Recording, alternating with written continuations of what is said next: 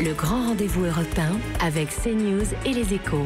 Le week-end prochain, vous accompagnerez Emmanuel Macron qui va inaugurer le salon de l'agriculture. On nous dit qu'il veut battre d'ailleurs la durée, le record de présence pour un président de la République en exercice. On le voit, il y a des craintes avec cette carte, il y a des craintes aussi vis-à-vis de la PAC. Est-ce que vous craignez un accueil mouvementé? Est-ce que le président risque de se faire siffler?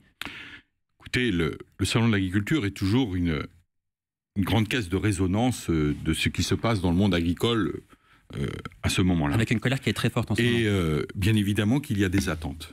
Et nous sommes là pour les entendre, les écouter et discuter avec eux. Et nous n'avons jamais refusé le dialogue, et le président de la République le premier.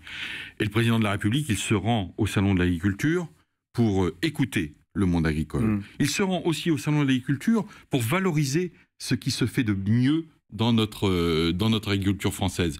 Le salon de l'agriculture, c'est une grande fête de la ferme France. C'est le moment où la ferme France montre tous ses atouts, valorise ses productions, valorise ses produits, valorise ses hommes et ses femmes qui travaillent dur, se lèvent tôt et gagnent peu, vous l'avez souligné au début de l'émission. Et aujourd'hui, il ne s'agit pas de battre des records, comme vous dites, de durée à l'intérieur du salon, mais c'est tout simplement de prendre le temps, d'être à l'écoute, d'échanger, et nous ne refuserons pas.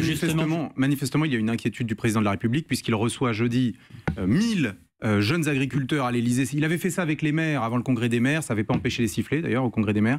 Il est inquiet de l'accueil qui lui sera réservé.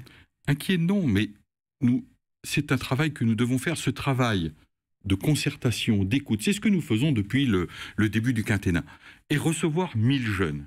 1000 jeunes qui, aujourd'hui, ont choisi la profession agricole.